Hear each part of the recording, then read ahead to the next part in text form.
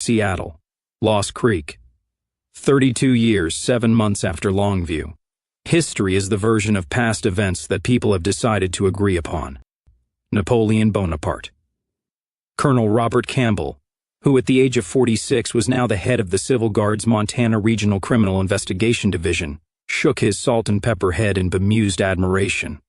"I'm sorry," he said, "I still can't wrap my mind around it. Where the hell did you come from again?"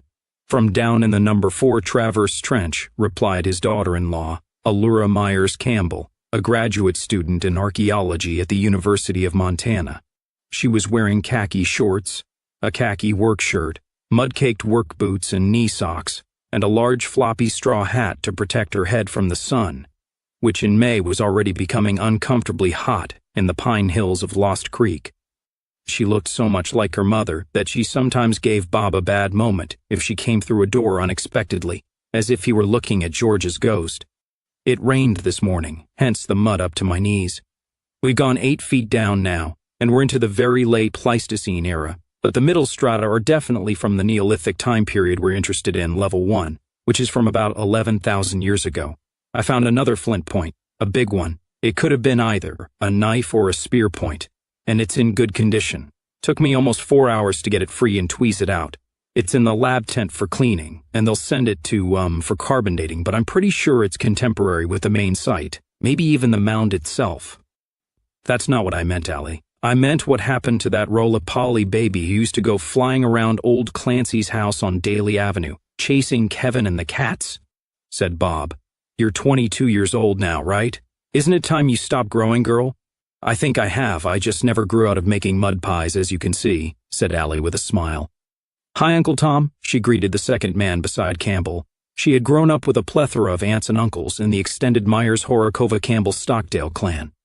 Don't tell me we have a spy here in the dig? Not to my knowledge, no, answered Captain Tom Horokova of the Bureau of State Security, who had driven out to the Lost Creek archaeological dig site with Bob Campbell. Whereas Campbell wore his gray-green Civil Guard uniform, Tom was in civilian clothes. Boss agents rarely wore their SS black togs completely devoid of insignia, which was their service's formal attire. Tom was not quite so square and thick-set as his brother was and his father had been, having a touch more of Lorna's Irish blood in his makeup, but the family resemblance was strong nonetheless. Hopefully you won't have any out here later on either, but I'll be around, just to make sure. Whoever thought ancient history could become so politically sensitive? Commented Allura. History is always politically sensitive, said Bob. That's one reason men fight, in order to gain the power to write it. Geez, I hope we don't have any bad boys in this group that's coming to visit, said Allura. I'm really looking forward to meeting everybody in the delegation, especially Dr. Haskins from Oxford. He's considered the world's greatest living authority on prehistoric man. I made sure I read all his books before I even set foot out here. The young woman looked over at the gray-green official vehicle the two older men had arrived in. Is that one of the new flying cars? She asked curiously. I hear you guys and the cops are getting them now, even if us lowly civvies can't have them yet. Give it a couple of years for Cascade Motors to get the bugs worked out, and they'll be on the market, if you can afford one, replied Bob. Like everything else new, the first models will probably be pretty spendy, but eventually everyone in the Republic will be able to afford at least some simple, basic model, just like most people were able to afford the Model T when Henry Ford first made it, and most Germans could afford the VW Bug when the Führer first ordered it made. But to answer your question, yes, that's a levitation-capable heap, one of the first prototypes. It's Tom's, actually. Boss gets first call on all the new stuff like Wilkerson guns. U.S. Common or Garden Variety coppers are getting a few next month. We came up here from town, but we haven't been able to do much flying. Had to drive all the way down here once we left the Missoula city limits. Only the major highways have been relayed with the Magneto Strip so far, and very few of the smaller towns like Anaconda. At least not yet. Here comes Uncle Jace, she said, pointing to a tall man walking down an elevated plank walkway toward them. It was Jason Stockdale, who was still Chancellor of the University of Montana more than 3 decades after the Revolution, and was thereby nominally in charge of the whole dig. So have you guys ever been out here before? She asked while they waited for him. Nope, first time for both of us, said Campbell. Tom and I are going to be running point on the security aspect of this visitation of foreign eggheads. No offense, honey." "None taken," said Allura with a merry laugh. "I am an egghead. Anyway, we figured we needed to familiarize ourselves with the site. Can you give us the grand tour?" "I think Uncle Jace probably wants to do that himself," said Allura. Jason Stockdale walked up to them. The boardwalk was one of a network that had been erected crisscrossing the site to allow the diggers quick and easy access to various points without causing undue disturbance to the earth. Now in his 60th year, Stockdale was a vigorous man who still had a little more auburn than gray in his hair and beard. Today he was wearing jeans made in Pocatello, boots made in Spokane, a jacket manufactured in Seattle, a denim shirt from a family enterprise in Portland, a leather cowboy-style string tie handmade by his daughter for his birthday many years before, and a traditional party fedora from Olympia. On his jacket lapel he wore a button, the blue, white, and green roundel of the old NVA Association. He shook hands with Campbell and Horokova, who were in turn wearing the 7 weeks war ribbon over their left front jacket pockets. It was accepted practice in the NAR that 3 decorations specifically could be worn out of uniform with casual dress.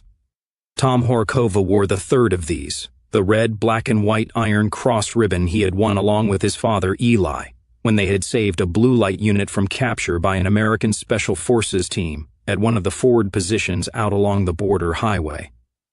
Bob Campbell had been offered the Iron Cross for his role in Operation Belladonna, but had declined it. He hadn't wanted Ally to grow up seeing him wearing a medal for an operation in which her mother had died. "Bob, Tom, welcome to Lost Creek," Jason said. "I have to admit, despite the fact that I have no actual role in the excavation itself, and I just handle the paperwork and the money, the work Ally and her classmates are doing up here fascinates me so much that I've fallen into the habit of spending as much time up here as I can spare away from the campus." "Is Jenny with you?" asked Bob. "Not today," replied Stockdale. "She's back in town ferrying assorted grandchildren around to swimming, the rifle range, and orchestra practice." "Oh, Allie, she's got young Clancy today as well." "Yes, I know. Bobby told me he was coming out today and leaving Little C with Jenny," said Allura. "He's over there digging." Allura was married to Bob Campbell's son, Bobby III, and mother to Clancy Campbell, aged 4. Bobby III had followed his father into the Guards, but tended to spend his days off out here in the woods helping his wife dig up dead things. In most extended Northwest families, children ended up being raised and cared for, not just by biological parents alone, and certainly not by hired brown nannies, but by a wide range of uncles, aunts, grandparents, cousins, family friends, and neighbors. It was not the village that Hillary Clinton had in mind when she wrote her idiotic book, but it certainly filled the bill. "Jenny comes out here whenever she can, though," Jason went on. "She's always been a Solutrean fan. Bob and Tom said they want the grand tour," Allura told Jason. "Sure, that's my favorite part of every new visit," said Stockdale. "Follow me on up to the shack first, then I'll show you around the site itself." The shack was a large prefab building set in a stand of pines, up on a rise about 100 yards away. A lean 60-foot Tesla tower had been erected behind it to draw electric power for the site, although there were also backup ground generators in another prefab structure farther to the rear, in case the tower malfunctioned or was struck by lightning, as happened on occasion. The shack contained workrooms, a small kitchen and dining area, 2 attached bunkhouses for overnighting male and female personnel, shower facilities, a couple of offices, and a series of glass display cases containing some of the more interesting and significant finds made thus far at the site. There were hand tools, needles, and other implements made from bone, elk horn, and mammoth ivory, as well as a number of the distinctive, flat, thin, leaf-shaped Solutrean-style spear points, arrowheads, and blades.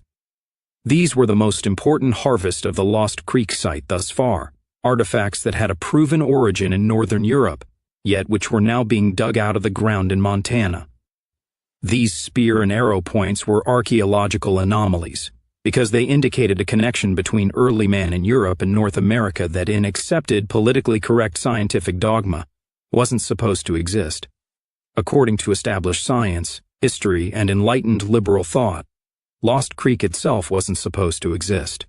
Meticulous and faultless carbon-14 dating by the chemistry department at which could not possibly be challenged even by the most puerile and fanatical of liberal or Jewish flacks, demonstrated quite clearly that the age of the ruins, the artifacts, and human remains found at the few level 1 strata which had been excavated so far dated to approximately 9,800 radiocarbon years of age, roughly 11,000 calendar years.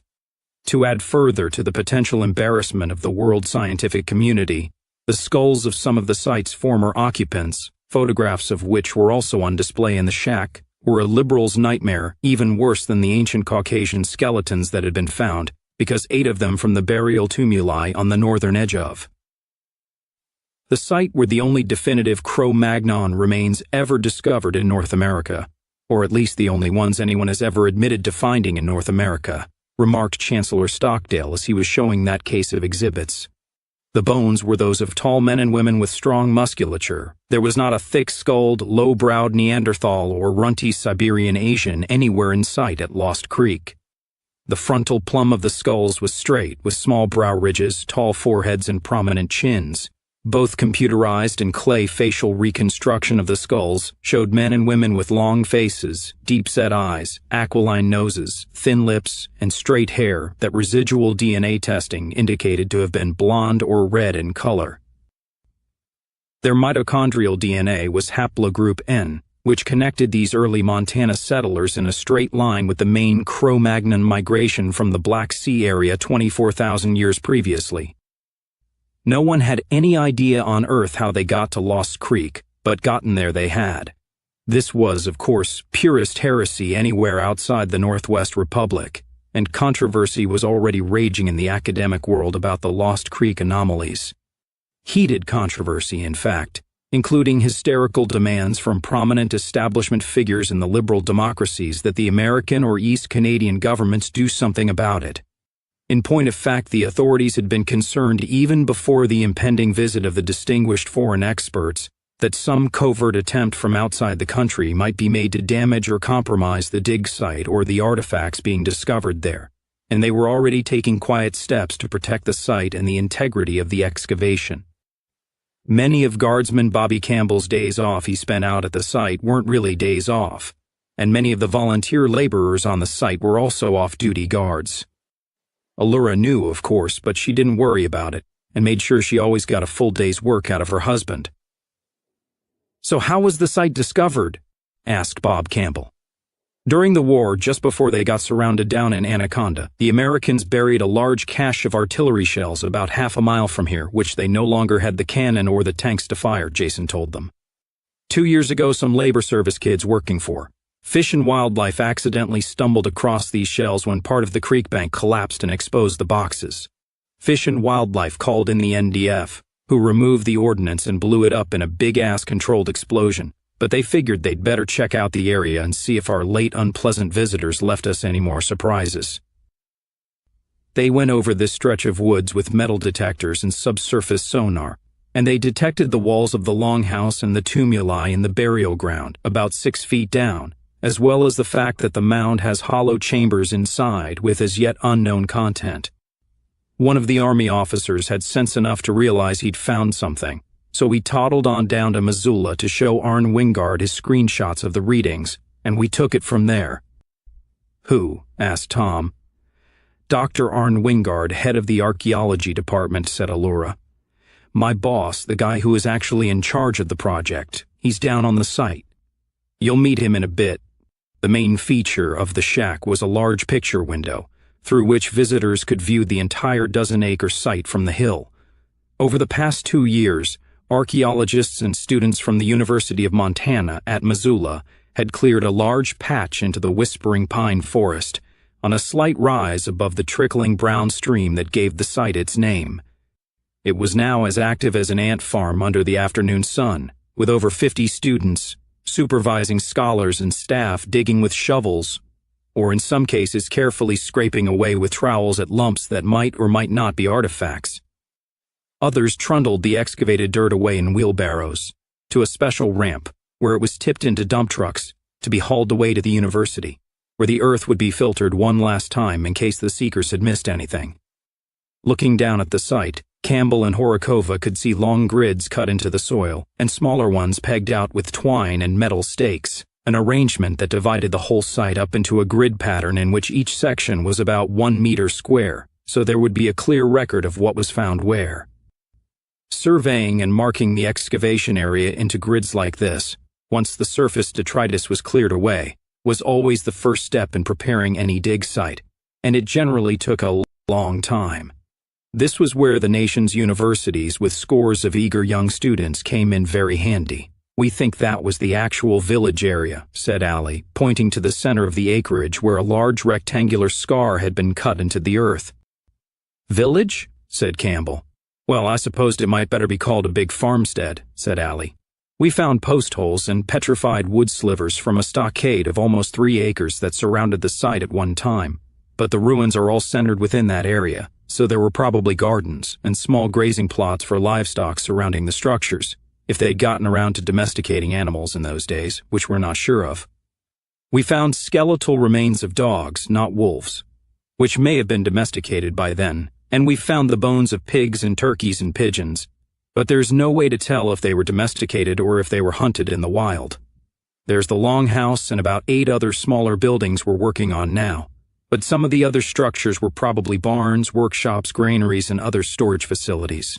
Most of the people themselves probably lived in the longhouse." "How many lived here, do you think?" asked Tom Horokova. "During which era?" asked Allie. "There are multiple artifact-bearing strata, which seem to indicate that the site was inhabited off and on over a period of several thousand years. We figure Lost Creek must have been bigger and deeper back then, and so it was a convenient water source that kept people coming back." She pointed down toward the site. "For example, that big hole down there is definitely the remains of a longhouse, but it's only on level 3, which puts it during the Neolithic period about 6,000 years ago. We need to see what's underneath it, down at level 1, which, judging from the rock and soil strata, comes in at around the very end of the Paleolithic. That's where you found the Caucasian skeletons? Meaning there were unexplained white people in North America as recently as 6,000 years ago?" asked Tom. "We actually found the skeletal remains in the tumuli over there, which were contemporary with the beginning of Semitic civilization in the Fertile Crescent of the Middle East, so yes," said Allie. "I'll bet the big lefty nabobs at the Harvard and Columbia anthropology departments really groove on that tune," chuckled Jason. "But you were asking how many people lived here, Uncle Bob? We don't know for sure, but the longhouse is 80 feet by 30, the biggest Neolithic structure ever found, so say 20 or 30 families? That's just a guess, but a fairly educated one. We haven't gotten down to level 1 below the main area yet, except in a few of the trenches, and that will present the most exciting possibilities of all. That's one of the gifts we're waiting until our guests get here to unwrap, so they can monitor the whole process from the beginning and testify that we're not cheating or seeding the site or messing around in any way to try and prove our race was here first. Plus, of course, there's the mound itself." She pointed to the right to where a previously wooded hill stood, carefully stripped of all its trees and major impedimenta, awaiting the first shovel. A crew of students stood on top of the mound taking more underground sonar readings. "We haven't even stuck a single trowel in there. We're waiting for the eminent persons delegation to start on that, so that they can observe and hopefully participate. You know that our visitors will be forbidden to do that, Allie," Jason reminded her. "Their respective governments insist on a strict no hands-on stipulation in the agreement by which their travel permits to the Republic were issued. If the foreign experts actually participate in any way in the dig, then that might be construed as collaboration and recognition of, as an institution of learning and of ourselves as fellow scholars.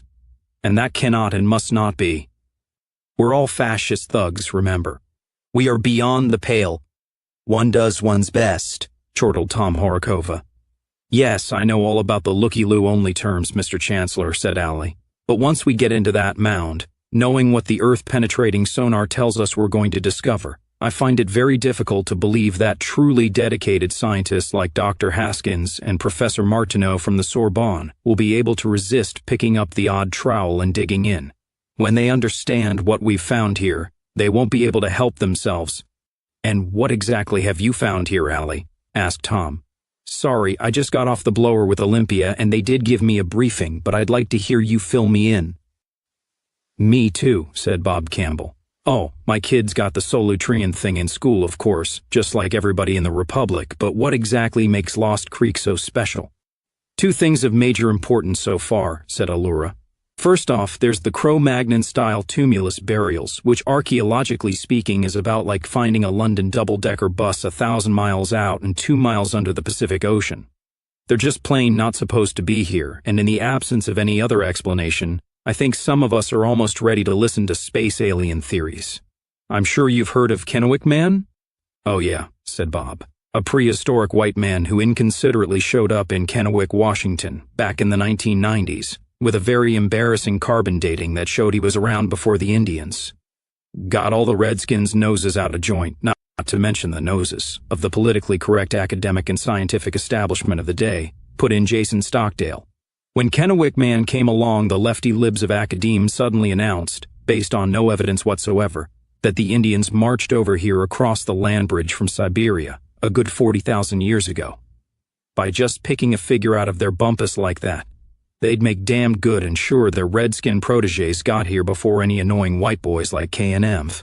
40,000 years sounds like a nice round number, until one realizes that there is not one jot of anthropological evidence for the existence of Indians as such in America before about 8,000 or so years ago. And even then, the evidence isn't conclusive as to their racial makeup. Even the oldest of the Anasazi Pueblos in Arizona and Mexico are only about 3,000 years old, and they're amazingly bare of any really old human remains, which is very strange indeed when you consider how many people must have lived in those things. Sure, they found Indian skeletons in the southwest Pueblos, including bones that bear signs of violent death and cannibalism, but very recent in archaeological terms. Almost like the Indians moved into structures that were already erected by somebody else many centuries before. All of America is like that. No Indian skulls, no bones, no burial sites going back more than a few millennia. No settlements or campsites found, no Neolithic latrines so we can get DNA from coprolites. Nothing. Zip, zilch, nada. True, there are Boku, Clovis, and Folsom points found all over North America dating back almost 13,500 years. But who made them? There are no indication at all of where the makers of those artifacts came from, or who they were. They may even have been Neanderthal, for all anybody really knows. Or they may have been Kennewick Man's uncles and cousins. The important thing to realize is that not only was KM here 9,000 years ago, he was almost certainly here first, and that is what has blew minds in the groves of academe around the world. Well, we're pretty sure we found Kennewick Man's relations here, as recently as level 3 but also at level 2, which was about 9,000 years ago and contemporary with KM, Allura informed them. We've proven that he wasn't just some kind of bizarre fluke dropped out of the sky by a UFO. There were others like him, and along with the Cro-Magnon remains from the level 1 tumuli, the world scientific community has been thrown for a loop. That's just plain not supposed to be, by the standards of accepted prehistory. But not only do we have Cro-Magnons here in North America, we have apparently modern Caucasian people inhabiting the same site thousands of years later. The question about KM was never that he was white. The initial anthropological and scientific testing of the skeletal remains before political correctness got involved was conclusive that he was, and the United States government never did allow any DNA testing before the remains disappeared. But how did he get there? Where were the rest of his people, and what happened to them? Was there some kind of mutation or evolution down from the Cro-Magnons, who actually had brains larger than our own? We think we may be able to finally answer some of those questions here at Lost Creek, because we haven't found just a few bone fragments and a partial skull like KM or the Spirit Cave mummy. We've found over 3 dozen from various epochs, and probably more to come, not to mention what's in the mound. Those have to be burial chambers on that schematic. AD. To that, what's left of several large farmsteads or small villages down through the centuries, before men were even supposed to be erecting structures for shelter, when scientific orthodoxy has us all wandering the African savanna like baboons, or living in caves. As I said, this site went through several periods of habitation. Already the things we've discovered are incredible, but the problem is that no one will believe any of the answers we find, said Jason. Remember, we're wicked and horrible and violent racist criminals who were so naughty as to defeat the mighty and wonderful United States of America, for which we can never be forgiven. We are incapable of producing anything of worth, and if by some chance we should come up with incontrovertible evidence that white people were present in North America prior to the Indians, then of course it's all a lie and evil Nazi propaganda. No one in the outside world will be allowed even to hear of it. If they do, then any suggestion that the Lost Creek evidence be examined fairly and judged according to its actual merits will be shouted down. Anyone attempting to conduct a serious and unbiased debate on the Solutrean hypothesis will be arrested, probably tortured into recanting, and then buried alive for hate crime. Liberal democracy has always manifested a violent aversion to the truth, especially when that truth contradicts their ideology. We've pretty much shredded their vile Holocaust myth, thank God, and they can't afford to lose another one. The legend of the brutal white conquistadors who brought nothing but whiskey and smallpox to the gentle and noble and defenseless little Indians who were here first. Like the heart-ripping Aztecs and the cannibal Pawnees and the turd-eating Karankawas, remarked Allura sarcastically. For which we were repaid with tobacco and syphilis, chuckled Tom. Hey, the Redskins got their licks in. But do you really think you can get around all this by getting so-called legitimate scholars from other countries to sign off on your work here, Jason? Asked Bob Campbell. I'm amazed you were even able to get any of these big muckety-muck academic egghead types to agree to come here at all, in view of the likely penalties if they do confirm the Lost Creek evidence, whatever that may turn out to be. They'll be committing professional suicide. Oh, they would never have come at all if their own governments hadn't given them the necessary permits, said Jason. Remember, travel to the NAR is still illegal throughout almost all the Western world, and people who want to come here have to take flights to Russia or Ireland or Argentina and then transfer to Northwest Air, or else run the McCurtain, although that's pretty easy these days on the American border. Yeah, it's Aslan, that's the rough one, agreed Tom. So why did several Zionist-ruled countries, including East Canada, which is probably our worst enemy in the world, issue exit permits to let these experts come here and examine the site? Asked Bob. Clearly, they expect their tame scientists to denounce Lost Creek as a Nazi propaganda hoax, Jason told them. I think we need to expect that as well, frankly.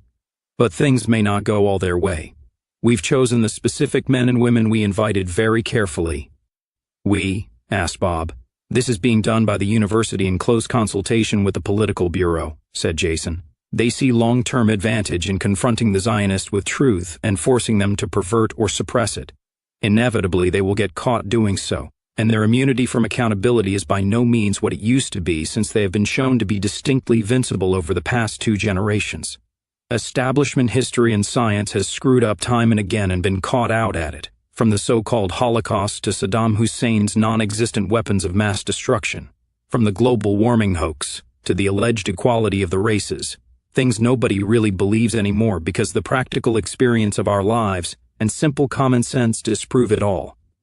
The object is to smash racial and political PC orthodoxy in the scientific and academic world by forcing it to trip over its own shoelaces. If you will pardon that rather strained metaphor.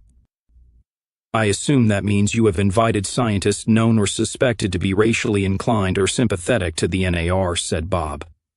I know WPB analysts profile just about everybody who is anybody in any liberal democracy. But won't the Zionist regimes in Ottawa and Washington and London see right through that? No, that's not exactly what we're doing, said Jason. The 8 top archaeologists and anthropologists whom we have selected aren't necessarily sympathetic to the NAR. As nearly as we can determine through careful study and analysis, these people are all either genuinely apolitical or even slightly lefty-lib. But they all have reputations, not only as top-flight people in their fields, whose opinions will be listened to, but also as objective and rational people who will either refuse as a matter of conscience to go along with their own government's plans to smear the Lost Creek find, or else who will make a public stink about the pressure to do so. This assumes that there are any Americans or Canadians or Europeans who have a conscience left, said Campbell sourly. I was only out there for a few months, and I sure don't remember meeting anyone with any principles. And that was 20 years ago. God knows what those people are like these days. Actually, things have improved somewhat in the area of public morals in the U.S., said Tom. When the United States government lost the last war and became too weak and underfinanced to maintain the surveillance state, and the iron heel was lifted off people's necks to a large degree. A lot of the remaining white Americans cleaned up their act, including a lot of voluntary resegregation, which has been allowed to happen because the Washington regime simply isn't strong enough to force people to mix anymore. Once there was nobody forcing them to wallow in filth at metaphorical gunpoint, a lot of white Americans decided they didn't really like doing so. For example, American media entertainment is actually a lot cleaner these days than it was back before the war. White Americans, who despite everything still have more disposable income to buy advertisers' products than non-whites, simply stopped paying for perversion and degeneracy, and if they wanted to keep raking in the shekels, the entertainment industry had to respond. Nowadays, entire movies and television series are being made again where everybody keeps their clothes on. Remove the demand, the supply goes away. Of course, the circus boys culling most of the Jews out of the media and entertainment industry didn't hurt, said Jason with a chuckle. I get what you're saying, though, Tom.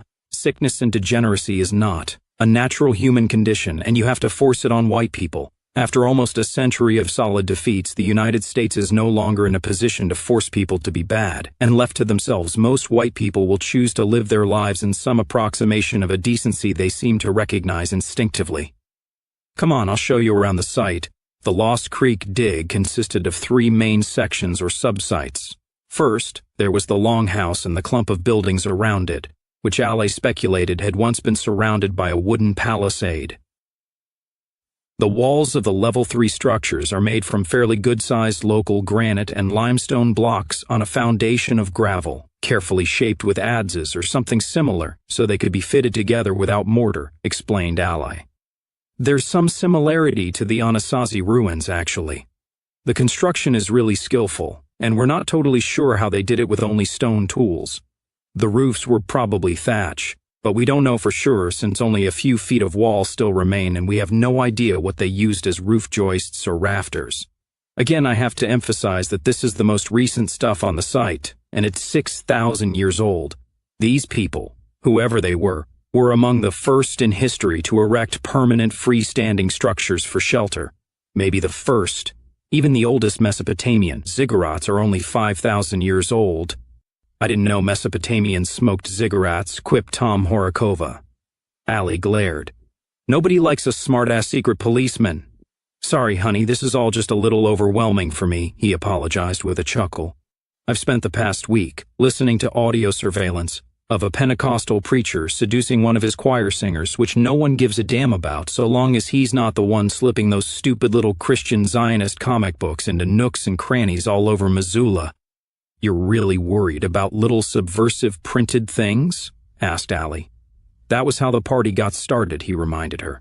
On the extreme northern edge of the area were 6 tumulus burial chambers made of fitted shale and limestone believed to have been brought to the location from the far-off banks of the Missouri River, probably dragged on sledges or travois. They had been built in the unusual manner known as the D-barrow, with one facade straight and carefully lined. It was believed that the original builders had covered the stone burial chambers with earth. All 6 had been very carefully exposed and opened by the archaeologists. It was in these that the Cro-Magnon remains and artifacts had been discovered, with 2 of the tumuli containing 2 skeletons each, male and female. Finally, about 100 yards to the east of the old stockade line was the large mound that sonar indicated contained several hollowed-out chambers. Ally speculated that when uncovered there might be found beneath the earth something similar to the weird Newgrange monument in Ireland, except that core samples which had brought up minute ancient pieces of wood and bone indicated this mound was almost 12,000 years old. If it contains more Cro-Magnon artifacts and remains, that will be stupendous, said Ally. For one thing, most anthropologists believe they died out about 20,000 years ago. And now we're finding that not only were they here in North America, but they appear to have survived longer here than they did in Europe. However, if the mound contains actual Caucasian Homo sapiens remains, that will be downright earth-shaking. It will mean that white people were in fact contemporary with Cro-Magnon man, at least in this one small bit of time and place, and not the result of interbreeding between CM and Neanderthal. That's the official theory, you know. That modern men of all races are CM Neanderthal hybrids, a mixture of two species, both of whom managed to evolve in Africa over hundreds of thousands of years without leaving any trace of the fact there. Then about 20,000 years ago, or maybe 30,000, they're really vague on that, both species suddenly marched all around through Asia Minor, ended up in Europe, and then started interbreeding like good little race mixers. Tom laughed. I'm no anthropologist, but even I can tell that's absurd. Of course it's absurd, giggled Allura, but it's the best that politically correct science can come up with to maintain this article of liberal faith that mankind evolved in Africa, while explaining away the fact that there are no ancient Homo sapiens remains to be found in Africa. They found a few very primitive hominids, but no evidence of any kind as to how those hominids became modern human beings. All the evidence of early human biological and cultural development is to be found in Europe and the Fertile Crescent of the Middle East, and that appears to have migrated from the East, Siberia, and Central Asia, and not Africa. But for any academic or anthropologist or historian in any of the democracies to say so risks professional ruin, physical assault by Jewish and left-wing students and thugs, and possible criminal prosecution for hate crime. Every couple of years, some university professor who thinks his tenure will protect him gets a Galileo complex and he questions or refutes some politically correct tenet regarding the biological or historical origin of man. And he ends up in the academic equivalent of the bottom of the river with his feet in concrete. But if none of that politically correct drivel is true, then where did we come from? Asked Bob Campbell. That's what we may be about to find out here, said Jason soberly. Come on. I'll show you the rest of the site. They found Dr. Arne Wingard and several of his top students carefully removing soil sections from an enlarged trench in the ground about 30 feet past the north wall of the longhouse, using an instrument that looked like a motorized post-hole digger.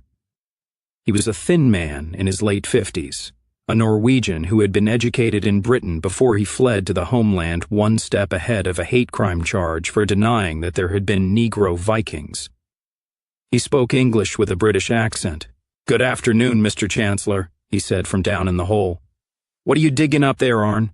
Asked Jason Stockdale. Shit, said Wingard happily. I beg your pardon, said Campbell. There is a lady present, Doctor, said Tom Horikova, frowning. No, you don't understand, said Ali, laughing. That really is what he's digging up. This is a Neolithic latrine containing coprolite, which is petrified excremental matter. Coprolite is archaeological gold, gentlemen, said Wingard, climbing out of the hole and taking off his gloves to shake hands with the visitors. Especially the human material. From it we can find out a very great deal about the people who left such deposits, what they ate and how much, what parasites, and in some cases what diseases they were suffering from.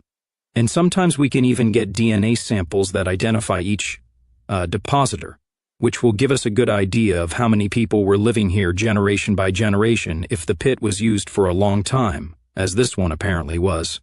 Plus the artifacts, of course. In those days, as in this, people sometimes tended to drop things accidentally or throw items they wanted to get rid of down the Kazi.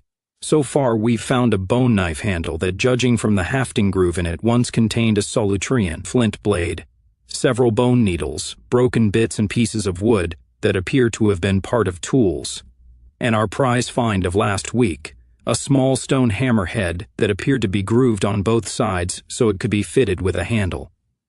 Plus, of course, we found animal bones, hundreds of them, the remnants of many a meal. We found wildfowl, buffalo, deer, elk, rabbit, and squirrel. We also know Lost Creek Man ate a lot of fish, which indicates that in those days either Lost Creek must have been a lot wider and deeper, or else they mounted fishing expeditions to nearby lakes, or both. That means they must have had some method of catching large numbers of them, which implies nets and teamwork, maybe even rafts or boats. We also found a piece of slate which was grooved for hafting, which I will swear on a stack of whatever volume you care to name is a plowshare. It's too large to be anything else. I can't prove it yet, but I am convinced that these people were practicing primitive agriculture. Oh, pardon me, I should have introduced our two guests, said Stockdale. This is Colonel Robert Campbell of the CID and Captain Tom Horikova from BOSS. They're going to be making sure our coming visit from the outside world goes smoothly You mean you're going to make sure that none of our colleagues from the so-called democracies is a spy and a saboteur sent here to contaminate and discredit this site, replied Wingard with a scowl. You've got your work cut out for you then, gentlemen. You don't trust your fellow scholars? Asked Campbell. Good God, of course not. No farther than I could throw them, exclaimed Wingard. As far as intrigue and internal politics goes, the average university in Europe or America could give lessons to the Borgias. None of the Zionist governments will need to look far to find willing tools to do their dirty work for them. Academia is just like everything else under democracy, gentlemen. It's all about money. Research grants, fellowships, tenured professorships, prizes, government and private sector contracts and consulting fees. An endless torrent of boodle flowing down the corridors of academe for those who are willing to sell their integrity and their souls for a bit of it and sing whatever tune their political masters call. There are men and women in the academic and scientific world, gentlemen, many of them, who have made good livings their entire lives and acquired respect and renown by maintaining and advocating theories and bodies of alleged truth and knowledge which are in fact pure politically correct poppycock. There were thousands of so-called scientists who ate millions of steak dinners for decades off the so-called scientific fact that the Earth was growing warmer due to human activity consequent to capitalism, and the only way to quote-unquote save the planet was to institute one world socialist government. What gets me is that they were able to keep it up for almost a generation after mean global temperatures began to decline again in 1998. Lost Creek doesn't just represent a political or intellectual embarrassment to the world scientific and academic establishment, gentlemen, Wingard concluded, shaking his head. Lost Creek threatens their very bread and butter. They will do anything to destroy this site and every jot of evidence of the past we have discovered here, and frankly, I doubt it will even require foreign intelligence services to get them to do it. You need to watch every one of our distinguished visitors like hawks. I know I will be, unless he happens to be Scorpius himself, Orikova whispered so low that Bob Campbell could barely hear.